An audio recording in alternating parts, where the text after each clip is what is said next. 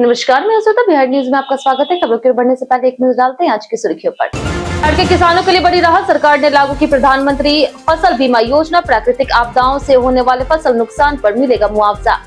अतिथि शिक्षकों की नियुक्ति पर बड़ा फैसला, 211 नए डिग्री कॉलेजों में चयन प्रक्रिया रुकी। सरकार ने मिशन मोड में तैयार कर रही नई भर्ती व्यवस्था।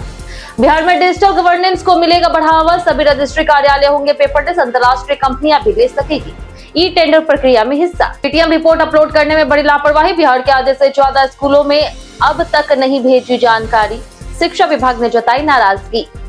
बीएसईबी का बड़ा निर्देश, नाम, फोटो और जन्म तिथि की जांच के बाद ही मिलेगा अंक पत्र, गलती मिलने पर 20 जून तक ही मिलेगा सुधार का मौका। चलिए एक नजर डालते शाम तक की बड़ी खबरों की ओर विस्तार से। बाढ़ सूखा से नुकसान पर मिलेगा बीमा लाभ। बिहार सरकार ने किसानों को बड़ी राहत देते हुए राज्य में प्रधानमंत्री फसल बीमा योजना लागू करने का निर्णय लिया। मुख्यमंत्री सम्राट चौधरी की अध्यक्षता में हुई मंत्री परिषद बैठक में इस प्रस्ताव को मंजूरी दी गई, जिसके साथ ही बिहार राज्य फसल सहायता योजना समाप्त कर दी गई। रबी सीजन 2026-27 से लागू होने वाली इस योजना के तहत किसानों को बाढ़, सूखा, ओलावृष्टि और अन्य प्राकृतिक आपदाओं से होने वाले फसल नुकसान पर मुआवजा मिलेगा। योजना की खास बात यह है कि बीमित भूमि की कोई अधिकतम सीमा नहीं होगी और बुआई से लेकर के कटाई के बाद तक के नुकसान को कवर किया जाएगा। खरीफ फसलों पर 1.5%, रबी पर 2% और बागवानी फसलों पर 5% प्रीमियम देना होगा। नुकसान का आकलन आधुनिक टेक्निकों से किया जाएगा। अब पूरी तरह डिजिटल होंगे बिहार के सभी रजिस्ट्री कार्यालय। बिहार सरकार ने रजिस्ट्री कार्यालयों को पूरी तरह से पेपरलेस बनाने और टेंडर प्रक्रिया में बदलाव, वाहन स्क्रैपिंग नियमों में संशोधन शामिल किया। बिहार स्टैंप नियमावली 2026 में संशोधन के बाद राज्य के सभी निबंधन कार्यालय पूरी तरह से डिजिटल और पेपरलेस तरीके से काम करेंगे। वहीं ई टेंडर प्रक्रिया में अब अंतर्राष्ट्रीय निविदाकार भी भाग ले सकेंगे और उनके लिए नई शुल्क व्यवस्था लागू की गई। सरकार ने वाहन स्क्रैपिंग नीति में भी बदलाव किया है। अब 15 वर्ष पुराने सरकारी वाहनों को स्क्रैप करने पर नए वाहन के पंजीकरण में कर छूट नहीं मिलेगी। यह लाभ केवल गैर सरकारी वाहनों के लिए जारी रहेगा। इन फसलों का उद्देश्य प्रशासनिक प्रक्रियाओं को अधिक पारदर्शी, आधुनिक और प्रभावी बनाना है। अतिथि शिक्षकों की नियुक्ति पर लगी रोक। पैच 2011 नए डिग्री कॉलेजों में अतिथि शिक्षकों की नियुक्ति पर लगी रोक। राज्य के 2011 नए डिग्री महाविद्यालयों में अतिथि शिक्षकों की नियुक्ति पर फिलहाल रोक लगा दी गई। राज्यपाल सचिव ने सभी विश्वविद्यालयों को निर्देश दिया है कि नई व्यवस्था लागू होने तक गैर नियमित अतिथि शिक्षकों के चयन और नियुक्ति की प्रक्रिया आगे न बढ़ाई जाए। अपर सचिव संजय कुमार द्वारा जारी पत्र में बताया गया कि यह निर्णय उच्च शिक्षा विभाग के साथ हुई बैठक के बाद लिया गया। सरकार नए महाविद्यालयों को जल्द संचालित करने के लिए मिशन मोड में योग्य अंशकालिक शिक्षकों की नियुक्ति के लिए एक विशेष प्रक्रिया तैयार कर रही। नई नियुक्ति व्यवस्था की रूपरेखा अभी विचाराधीन है, इसलिए उच्च शिक्षा विभाग और कुलाधिपति सचिवालय से अगले निर्देश मिलने तक किसी भी विश्वविद्यालय को नई चयन या फिर नियुक्ति प्रक्रिया नहीं शुरू करने को कहा गया। बिहार के हजारों परिवारों को मिलेगा पक्के घर का लाभ। बिहार सरकार ने प्रधानमंत्री आवास योजना 2.0 के तहत शहरी गरीबों को बड़ी राहत देते हुए 262.37 करोड़ रुपए की दूसरी किस्त जारी करने की मंजूरी दी।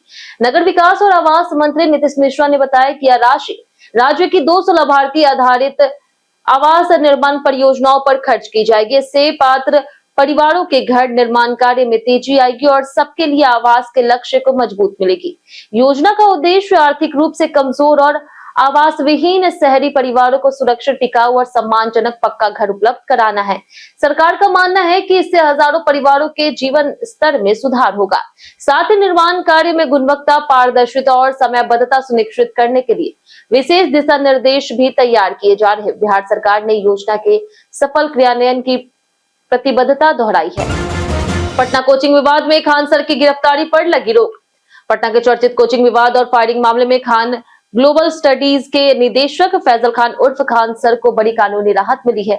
मंगलवार को जिला और सत्र न्यायाधीश की अदालत ने उनके अग्रिम जमानत याचिका पर सुनवाई करते हुए पुलिस की किसी भी कठोर या फिर जबरन कार्रवाई पर अंतरिम रोक लगा दी, जिससे उन्हें फिलहाल गिरफ्तारी से राहत मिल गई है। वहीं मामले में गिरफ्तार उनके 2 सुरक्षा गार्डों की जमानत याचिका पर अदालत का फैसला आना बाकी है। 2 जून को खान ग्लोबल स्टडीज परिसर में हमला, तोड़फोड़ और फायरिंग की घटना हुई थी। बाद में एक वीडियो सामने आया जिसमें खान सर के सुरक्षा गार्ड कथित रूप से फायरिंग करते दिखे।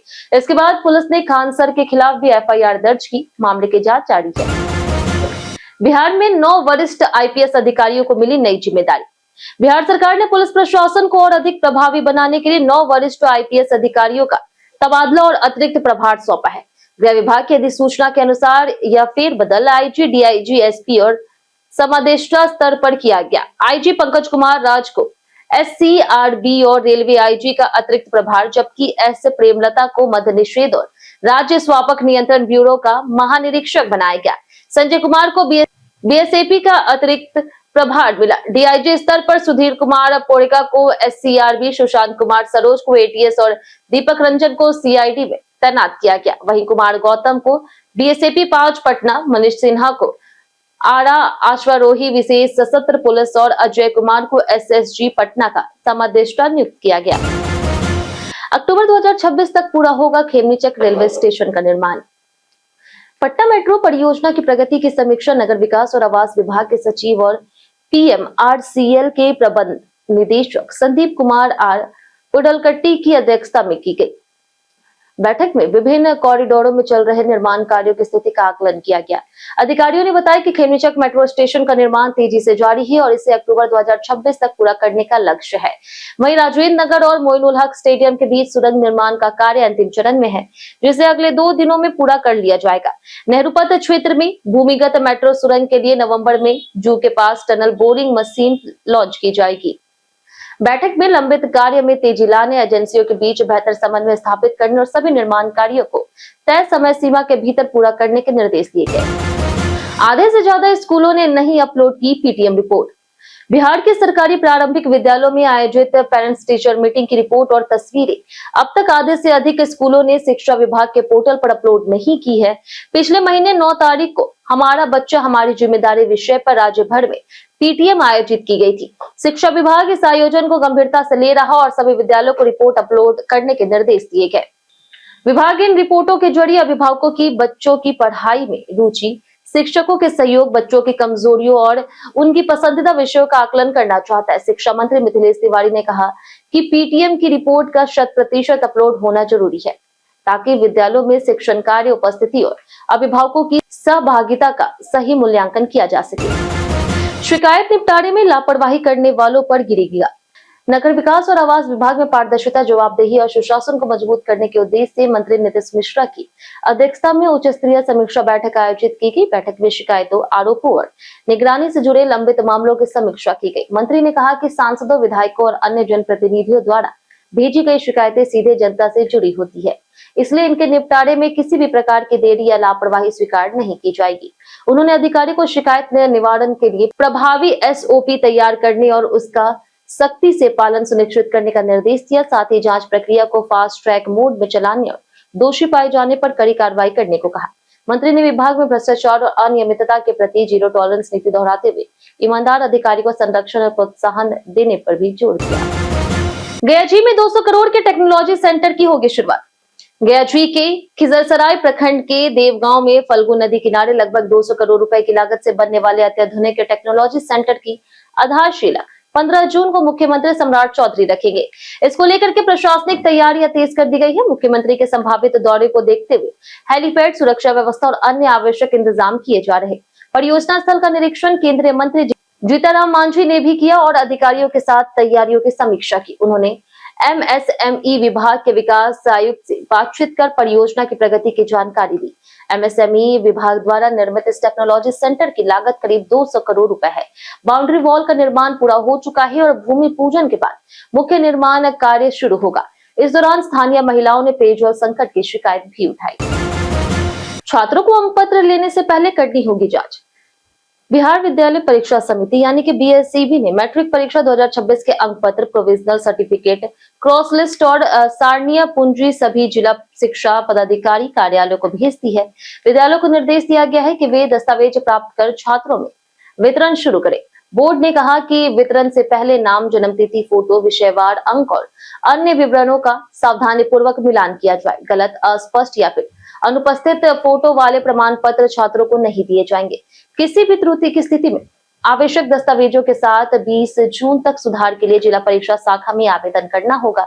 इसके बाद सुधार का अवसर नहीं मिलेगा। बोर्ड ने विद्यालय प्रधानों को समय पर जांच और सुधार सुनिश्चित करने की जिम्मेदारी दी तथा छात्रों को भी प्रमाण पत्र प्राप्त करते ही सभी विवरण जांचने की सलाह दी गई। गंगा विहार क्रूज से पटना टूरिज्म को मिला नया आयाम। पटना में गंगा नदी पर्यटन का नया आकर्षण बन गई है। बिहार राज्य पर्यटन विभाग निगम ने गंगा विहार क्रूज सेवा को आधुनिक सुविधाओं और नए इंटीरियर के साथ फिर से शुरू किया। गांधी घाट से संचालित यह 2 मंजिला क्रूज एक बार में 65 यात्रियों को सफर का आनंद देता है। इसमें air condition, dining area, open sky deck और डांस फ्लोर जैसी सुविधाएं मौजूद है। क्रूज गांधी घाट से गाय घाट तक संचालित होगा, जहां पर्यटक गंगा किनारे ऐतिहासिक घाटों और सांस्कृतिक विरासत को करीब से देख सकेंगे। यात्रा के दौरान संगीत, हाई टी और स्नैक्स की भी व्यवस्था है। वहीं प्रति व्यक्ति टिकट 899 रुपए निर्धारित की गई। इसके अलावा जन्मदिन, कॉर्पोरेट कार्यक्रम और निजी पार्टियों के लिए विशेष पैकेज भी उपलब्ध है, जिससे गंगा की लहरों के बीच यादगार आयोजन किया जा सके। काशी के बाद वैष्णो देवी पहुंचे तेज प्रताप यादव। बिहार के पूर्व मंत्री और जेजेडी के राष्ट्रीय अध्यक्ष तेज प्रताप यादव इन दिनों धार्मिक यात्राओं को लेकर के चर्चा में है। काशी में बाबा विश्वनाथ के दर्शन के बाद उन्होंने जम्मू के कटरा स्थित वैष्णो देवी टेम्पल में माता वैष्णो देवी के दरबार में माथा टेका। उन्होंने अर्धकुंवारी और मुख्य भवन में पूजा अर्चना कर देशवासियों की सुख समृद्धि और शांति के लिए प्रार्थना की। इस दौरान उनकी तस्वीरें सोशल मीडिया पर तेजी से वायरल हुई, जिनमें वे भक्तिमय अंदाज में नजर आए। हाल के दिनों में तेज प्रताप लगातार धार्मिक स्थलों का दौरा कर रहे। इससे पहले उन्होंने काशी विश्वनाथ टेम्पल में जलाभिषेक किया था। बंगला विवाद के बीच उनकी यह अत्याधुनिक यात्रा चर्चा का विषय बन गई, जबकि उनके करीबी इसे पूरी तरह से व्यक्तिगत और धार्मिक बताते हैं। सुपौल में कोसी नदी में डूबी नाव, मचा हड़कंप।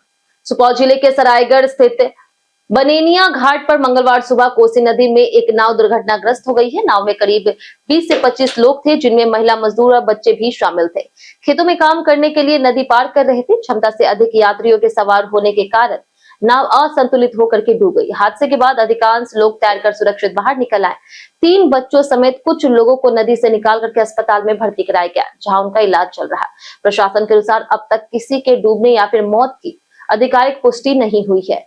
सूचना मिलते ही स्थानीय प्रशासन, ग्रामीण और राहत दल मौके पर पहुंची। अंचलाधिकारी धीरज कुमार ने बताया कि सभी यात्रियों के सुरक्षित होने की जानकारी मिली, जबकि एनडीआरएफ टीम को भी एहतियात बुलाया गया है। 15 साल के वैभव सूर्यवंशी की बल्लेबाजी पर मैगड़ा का बड़ा बयान। बिहार के समस्तीपुर के 15 वर्षीय युवा बल्लेबाज वैभव सूर्यवंशी अपनी विस्फोटक बल्लेबाजी से देश विदेश में चर्चा बटोर रहे। पूर्व ऑस्ट्रेलियाई दिग्गज ग्लेन मैकग्रा ने उनकी बल्लेबाजी की तारीफ करते हुए कहा कि उनका बैकलिफ्ट महान कैरिबाई बल्लेबाज ब्रायन लारा की याद दिलाता है। मैकग्रा ने उन्हें बेखौफ और दमदार बल्लेबाज बताते हुए कहा कि वे बड़े गेंदबाजों के खिलाफ भी आक्रामक खेल दिखाते हैं। हालांकि उन्होंने यह भी कहा कि इंग्लैंड और ऑस्ट्रेलिया जैसी परिस्थितियों में वैभव का प्रदर्शन देखना दिलचस्प होगा। शानदार प्रदर्शन के दम पर वैभव भारतीय टीम में जगह बना चुके हैं और आगामी आयरलैंड, इंग्लैंड दौरे तथा एशियाई खेलों के लिए चुने गए। फिलहाल वे भारतीय ए टीम के साथ श्रीलंका में त्रिकोणीय सीरीज खेल रहे। घरेलू क्रिकेट में भी उनके आंकड़े बेहद प्रभावशाली रहे। बीते दिन हमारे द्वारा पूछे गए सवाल का जवाब आप लोगों में से बहुत लोगों ने हमारे कमेंट बॉक्स सेक्शन में लिख कर दिया है। जिन्होंने हमारे द्वारा पूछे गए सवाल का जवाब दिया उनके नाम है राजकिशोर महतो, लाल बाबू महतो, हुकुमदेव यादव, अनवर करीम खान, मनोज दास, राजेंद्र दाती, सोनू ठाकुर, विनोद शाह, संजीव कुमार, योग ऋषि, राम बाबू दास, हरेंद्र सिंह, रवि मोहन वर्मा, अंजू चौहान, सुबोध कुमार, राजा बाबू और अर्जुन राम। इसी के साथ बढ़ते आज के सवाल की। आज का सवाल है, अगर बिहार का नाम बदलना हो तो आप क्या नाम रखेंगे? आप अपने जवाब हमारे कमेंट सेक्शन में लिखकर जरूर बताएं। आज के लिए इतना ही। बिहार की तमाम खबरों के साथ बने रहने के लिए देखते रहिए बिहारी न्यूज और साथ ही अगर यूट्यूब चैनल पर देखें, चैनल को सब्सक्राइब कर दें और अगर आप फेसबुक पेज पर देख रहे हैं तो लाइक और फॉलो जरूर करें।